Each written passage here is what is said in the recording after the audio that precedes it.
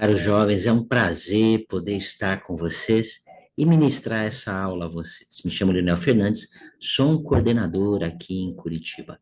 Nossa aula hoje vai falar sobre sermos aperfeiçoados em Cristo. Muitas vezes as pressões que nós sofremos, né? As expectativas não alcançadas, as dificuldades que temos ao meio do caminho, faz com que nós pensemos erroneamente que nós precisamos ser perfeitos por conta própria. E não é assim. Vejam só essa escritura em Moroni 10, no versículo 32. Sim, vinde a Cristo, seja aperfeiçoado nele, negai-vos a toda iniquidade, e se vos negardes a toda iniquidade, amardes a Deus com todo o vosso poder, mente e força, então sua graça vos será suficiente, e por sua graça podeis ser aperfeiçoados em Cristo, e pela graça de Deus fordes perfeitos em Cristo, não podeis de modo algum negar o poder de Deus. Essa escritura nos ensina que nós precisamos ir nos aperfeiçoando. À medida que nós nos negamos à iniquidade, à medida que nós guardamos todos os mandamentos, à medida que nós amamos a Deus, nos despojamos do homem natural e amamos a Deus, Cristo vai nos ajudando a ser perfeito, mesmo com nossas imperfeições.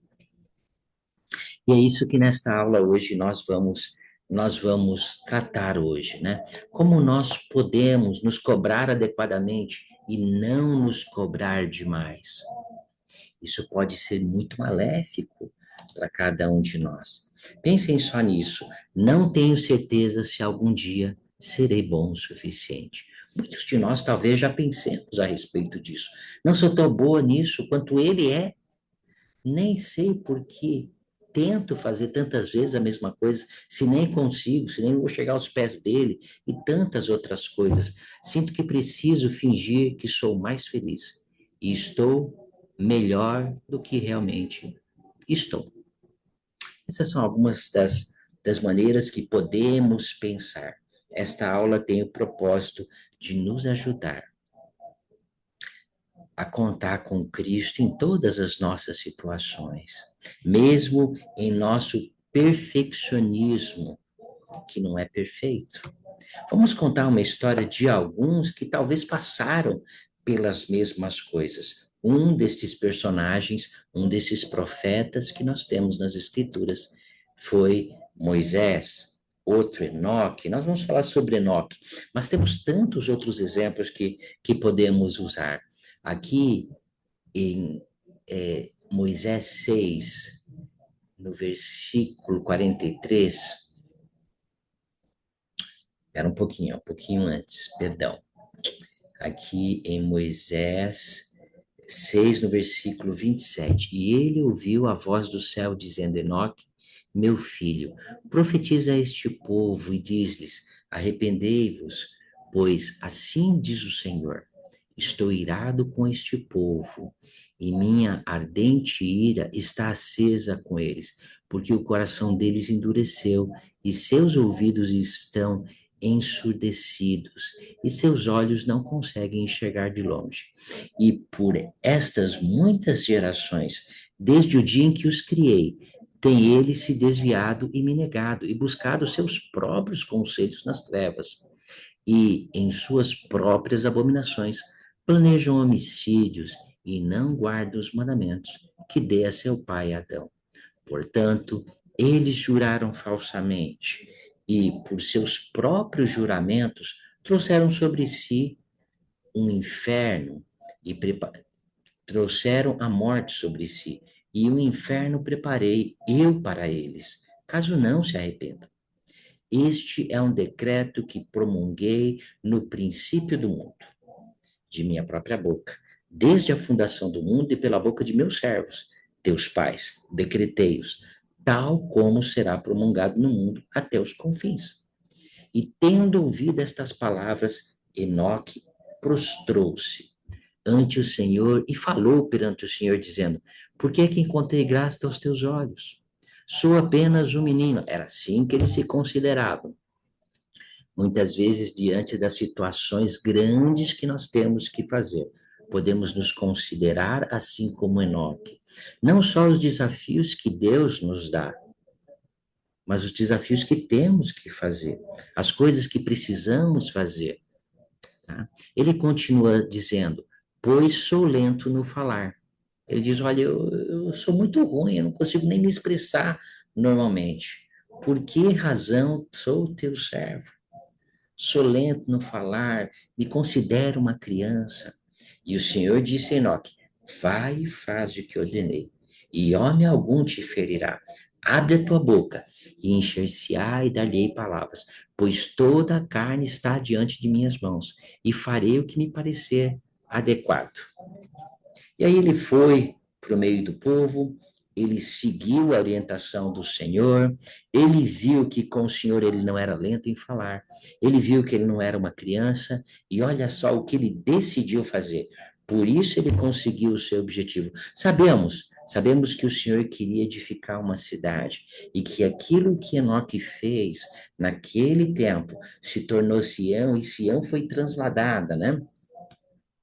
Mas olha o que diz aqui: Enoque andava com Deus. Se lembra da primeira escritura que nós é, que nós falamos, ok? Lá em Moroni 10, no versículo 32. Vamos reler essa escritura novamente, tá? Um pedaço dela.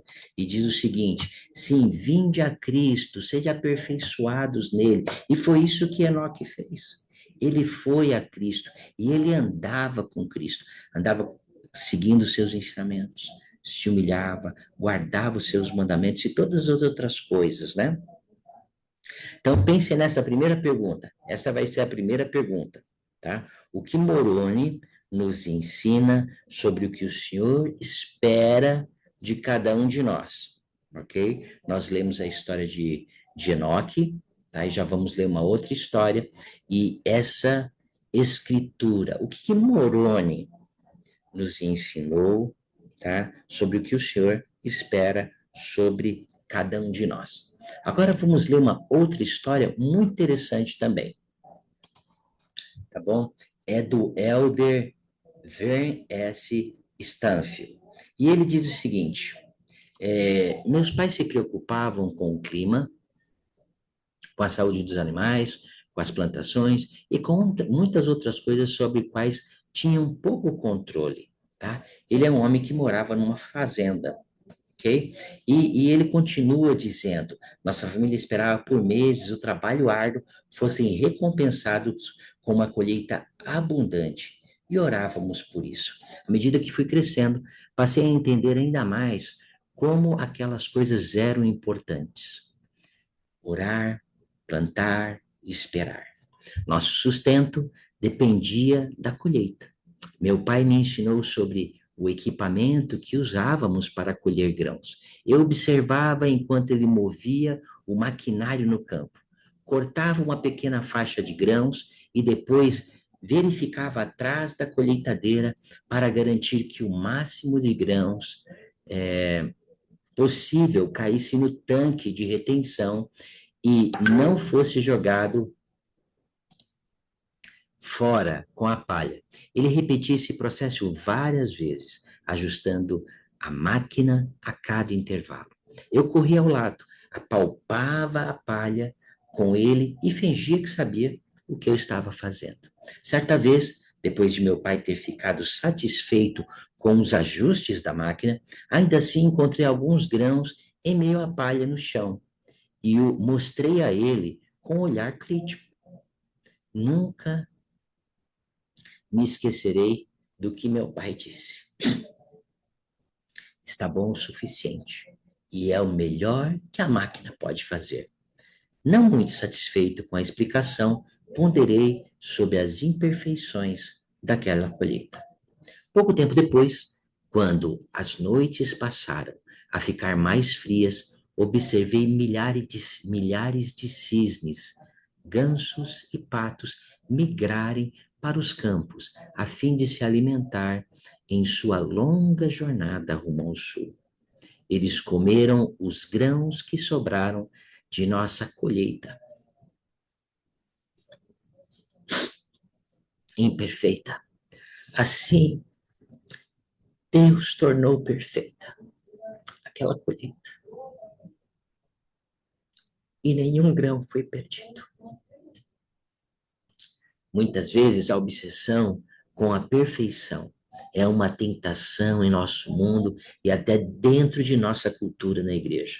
As mídias sociais, as expectativas irrealistas e com frequência nossa própria autocrítica criam um sentimento de inadequação, de que não somos e nunca seremos bons o suficiente. Alguns até entendem mal o convite do Salvador quando ele diz: sede vós perfeitos. Lembre-se de que o perfeccionismo não é o mesmo que ser aperfeiçoado em Cristo. O perfeccionismo requer um padrão impossível. O perfeccionismo impõe um padrão impossível que impomos a nós e que nos compara com outras pessoas. Isso causa culpa, ansiedade e pode fazer ter o desejo de nos retrairmos e nos isolarmos. Ser aperfeiçoados em Cristo é algo diferente. É o processo guiado amorosamente pelo Espírito Santo de nos tornar mais semelhantes ao Salvador. Os padrões são estabelecidos por um Pai bondoso, onisciente e claramente definidos nos convênios que somos convidados a aceitar. Isso nos alivia o fardo da culpa e da inadequação, sempre enfatizando que somos aos olhos, quem somos aos olhos de Deus. Por mais que esse processo nos inspire e motive a nos tornar melhores, somos medidos pela devoção pessoal a Deus que manifestamos em nossos esforços para seguir com fé. Ao aceitarmos o convite do Senhor para nos achegar a Ele, logo perceberemos que nosso melhor já é suficiente e que a graça de um Salvador amoroso compensará nossas imperfeições de maneira que não podemos imaginar. Então, minha segunda pergunta: o que estes dois relatos, tanto o relato de Enoque, quanto o relato destes 70 autoridade geral, nos ensina a respeito de sermos aperfeiçoados em Cristo? Ok? Então, essa é a segunda pergunta que você deve responder no formulário. Agora nós vamos ver dois vídeos que vão ampliar nossa visão a respeito de nosso perfeccionismo e autocrítica que impomos a nós mesmos desnecessariamente, pois não podemos, não conseguimos e não temos a capacidade de ser perfeitos.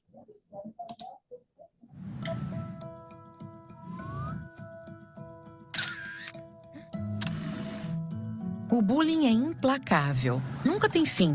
Sempre julgando, nos fazendo sentir que não somos bons o suficientes e que não temos valor. Não hesitaríamos em defender alguém que sofre bullying, a menos que esse bullying seja nossa própria voz interior. Somos ensinados a ser solidários e cuidar das pessoas assim como Cristo fez. Cuidamos de nossos amigos e familiares sem pensar duas vezes. Então, por que nos excluímos dessa mesma compaixão? Achamos que criticar a nós mesmos vai nos ajudar a sermos melhores. Então, em vez de diminuir o ritmo e cuidar de nós mesmos quando passamos por algo difícil, nós aceleramos. O Elder Holland ensinou: como filhos de Deus, não devemos nos desvalorizar ou nos rebaixar, como se nos flagelar fosse uma forma de nos tornarmos a pessoa que Deus deseja que nos tornemos. Não, o antídoto para o veneno da autocrítica é a autocompaixão. E se a autocompaixão é a solução, o que isso significa? E como fazemos isso? Talvez, em vez de sermos nosso pior inimigo, podemos nos tornar nosso melhor amigo. Ser bondoso consigo mesmo é fundamental para a autocompaixão. É ter o desejo de ser gentil e entender a nós mesmos quando sofremos, em vez de nos criticarmos e nos julgarmos. Se você tivesse uma amiga que se sentisse fracassada ou que não é boa o suficiente, que palavras gentis você usaria para fortalecê-la? Esse é o tipo de coisa que você deveria dizer a si mesmo. Entender que os desafios e o fracasso fazem parte da experiência humana é outro componente fundamental da autocompaixão. Todos passam por momentos difíceis. Não estamos sozinhos quando enfrentamos desafios. Assim como faria com um amigo, lembre-se de que não é justo comparar nossas dificuldades com as de outras pessoas, porque nem sempre vemos o que elas estão enfrentando, que todos temos falhas e erros que fazem parte do processo de nos tornarmos como Cristo. Também precisamos entender a importância de perceber nossos sentimentos. Precisamos ver nossas emoções e pensamentos negativos como eles são, em vez de ignorá-los. Mas não queremos que nossas falhas e fracassos nos definam. Lembre-se que você tem valor, não importa a situação. Embora não possamos fazer nossos desafios desaparecerem, podemos ponderar nossas emoções de modo honesto e equilibrado. Essa atitude se aplica a qualquer área em que tenhamos dificuldades, seja a família, o trabalho, o casamento, as finanças ou qualquer coisa que nos cause dor. Se você mudar a maneira que pensa de si mesmo, estará preparado para lidar com os desafios da vida e aceitar suas falhas. Lembre-se, cada pessoa é um filho de Deus que merece amor, perdão e paciência. E isso inclui você. Que vídeo maravilhoso nos ensinando a respeito de nós sermos bondosos conosco mesmo, com nossas falhas. Não está dizendo para nós aceitarmos nossas falhas. Não está dizendo para aceitar nossa mediocridade, tá? Mas ele está dizendo, com Cristo eu posso. Eu preciso de ajuda. Talvez eu precise de arrependimento e siga em frente. Não me comparando com outras pessoas. Talvez o clique que ele coloca lá no Facebook, no Instagram, do dia, seja o melhor clique do dia dele. Talvez. Nós não sabemos o coração dele, não acompanhamos seus desafios, e algumas vezes pensando, minha vida é tão ruim, e como a vida daquela pessoa é tão boa. Nós não sabemos das necessidades e tantas outras coisas que aquelas pessoas estão passando. Vamos ver um outro vídeo maravilhoso que pode também nos ajudar a colocar Cristo como centro de nosso aperfeiçoamento. There were a lot of times that I would stand on the podium and get a medal or hear the national anthem on an international stage. I almost felt guilty because I knew that there were so many other ways that I should have been better. If I wasn't perfect, then it meant that I had failed. Synchronized swimming was my life. I felt like a different person when I was in the water. From the time I started when I was little, I just practiced and practiced and practiced and pushed myself. And when I was 16, I made the senior national team and moved to California to train full-time for the Olympic Games. Shortly after Worlds, I faced a lot of struggles with my health. A short-term break to figure it out kind of turned into a permanent retirement. It was that idea that I could be perfect and that I needed to be perfect that completely consumed me and not only destroyed my career, but derailed everything else in my life. At the same time, there was just a lot of pressure for me to be always happy with my life, my church attendance, and my schooling. Always had this like weird sense of fear that something was going wrong inside of me. I didn't want to feel like my life was falling apart, and I didn't want to feel like I didn't have it all together, that I wasn't worthy, or that I didn't know what I was doing, because those are feelings I had avoided my whole life. There was one day that my therapist had me stand up and look in a mirror, and I had to look myself in the eyes, and I had to tell myself 3 things that I loved about myself, that I was proud of. And I couldn't do it. I cried. After I kind of broke down those walls, I think therapy really helped me have more control over what was happening in my head, what my thoughts really were and what they meant and where they were coming from. I grew up in a very religious home, and church attendance was always a very vital part of my life. And I had a testimony of God, and I felt like I had a relationship with God and with Jesus Christ. And I always felt like I could rely on him. But there was one day that I was sitting there and I was praying, trying to see what God thought of me. And I was asking him to show me that he loved me. And I just felt silence. Here I was praying, saying, where are you? I'm ready. I feel ready. I'm giving you these pains and these struggles, and you're not taking them. And that's what everyone has said that you are supposed to do, is take them. And I think that's when I hit rock bottom and thought, I am not perfect enough for God. Because I'm not enough now, I'm never going to be enough for him or for anybody else. And so that's it. Where do you go from there? I kept going to church and I kept doing the things that I was supposed to do. I was listening to someone speak, and all of a sudden I just felt this warmth in my body, and it completely filled every empty space that I had. And I would even say that I had never felt anything like that in my life, ever. I felt like I could get myself to say, I am good because I know God. And I am good because I want God. And I am good because I believe in God. And that's enough. I definitely can't make everyone happy. And that's a really hard reality for me. I will always face rejection and I will fail every single day. God's grace is his ability to make up for everything that I'm not. His willingness to love me in all of my imperfections and all of my weaknesses. And I'm just holding on to that because I think his grace makes up for everything else in life. Outro vídeo maravilhoso, nos ensinando sobre a graça de Cristo, que podemos ser aperfeiçoados nele, caso coloquemos nossa vida perante ele, fazendo o conselho que Moroni nos deu, para que nós pudéssemos ir a Cristo, ser aperfeiçoados nele, negar a toda iniquidade, amar a Deus com todo o nosso coração, então sua graça será suficiente. Não existe perfeição nesta vida. Mesmo aquele que nós pensamos que são mais perfeitos, eles não são tão perfeitos quanto nós pensamos que eles são. Todos nós precisamos caminhar da mesma maneira que Moroni nos aconselhou, ir a Cristo. Cristo, com seu poder capacitador, com seu poder redentor, ele pode nos ajudar a ir aperfeiçoando ao longo do caminho. Vamos já para o final de nossa aula, ok? Vamos ler algumas escrituras que podem nos ajudar a compreender mais sobre este princípio. Em Doutrina e Convênio 76, do versículo 40 ao 42, ele continua ensinando.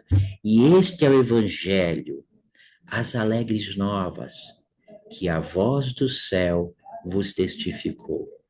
Que ele, está falando de Cristo, sim, Jesus, veio ao mundo para ser crucificado pelo mundo e para tomar sobre si os pecados do mundo e para santificar o mundo e purificá-lo de toda iniquidade. Este é o papel de Cristo. Cristo, por meio de seu poder, foi crucificado. Cristo também decidiu ser crucificado, perdão. Cristo também tomou todos os pecados, o meu, o seu, nossas imperfeições, nossa falta de capacidade, nossas inabilidades, todas as coisas, as doenças emocionais, mentais e todas as outras coisas, para que ele pudesse santificar-nos, para que nós pudéssemos ser aperfeiçoados, para que por intermédio dele fossem salvos todos o que o Pai havia posto em seu poder e feito em seu poder e feito por meio dele. Éter 12, 27. E se os homens vierem a mim, quanto mais nós vamos a Cristo, mais nós conhecemos nossas fraquezas. Precisamos ir a Cristo. Ao ir a Cristo, podemos nos despojar do homem natural, nos tornar mais mansos, mais humildes, mais submissos, mais cheios de amor, mais dispostos a nos submeter a tudo aquilo que o Senhor achar conveniente, que nós devemos nos submeter. E eu dou a fraqueza aos homens, a fim de que sejam humildes. A minha graça basta a todos os que se humilharem perante mim e tenham fé em mim. Então farei com que as coisas fracas se tornem fortes entre eles. Pensem nesses dois princípios que nós estudamos e vamos ler mais duas declarações. Deus não precisa de que as pessoas sejam perfeitas. Ele busca aqueles que oferecem um coração e uma mente solícita. O presidente Nelson ensinou o seguinte: a perfeição eterna é reservada aos que vencerem todas as coisas e herdam a plenitude do Pai em suas mansões celestiais. A perfeição consiste em obtermos vida eterna, o tipo de vida que Deus tem. A perfeição é incompleta nesta vida. Esse é o discurso do presidente Nelson. O nome do discurso dele é A Perfeição Incompleta, outubro de 1995. A plena perfeição só será alcançada depois da ressurreição, e somente por intermédio do Senhor. Está reservada a todos os que o amam e guardam seus mandamentos. A perfeição inclui tronos, reinos, principados, poderes e domínios. Que cada um de nós possa parar de se comparar um ao outro. Que cada um de nós possa buscar a perfeição dentro da nossa realidade, dentro das nossas imperfeições. Buscar a perfeição é buscar Cristo. Sede perfeitos é sede completos, completos com Cristo. Todos nós podemos ser completos com Cristo. Que paremos de nos acompanhar, que deixemos de nos acusar a nós próprios e que busquemos nosso aperfeiçoamento com o Salvador Jesus Cristo. Minha última pergunta: o que essas duas escrituras que vimos por hoje, por último, e essa declaração tanto do presidente Uchtdorf quanto do presidente Nelson nos ensinam a respeito da perfeição?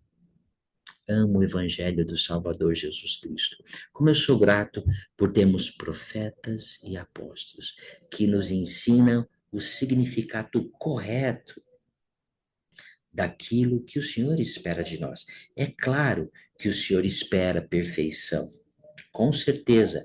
Pensem nisso. Existe um discurso do presidente Holland, tá? O nome do discurso é Sede vós aperfeiçoados, tá? E ele fala a respeito disso.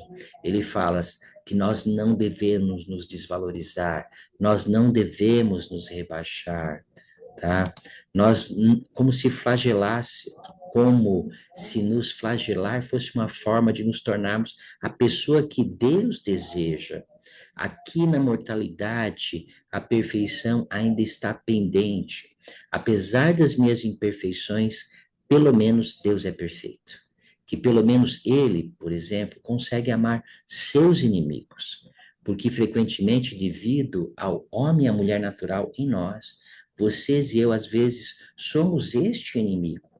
Como sou grato por Deus poder abençoar aqueles que maltratam, porque mesmo sem querer, algumas vezes, todos nós maltratamos o Senhor, maltratamos a nós mesmos. O Senhor deu esse mandamento: sede vós, pois, perfeitos, como é perfeito vosso Pai que está no céu. Este mandamento não é para esta vida.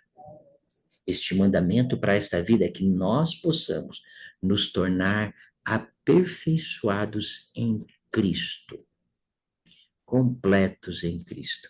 Que Deus possa ajudar-nos a compreender sobre isso. O Senhor não tolera o pecado. O Senhor tolera as imperfeições.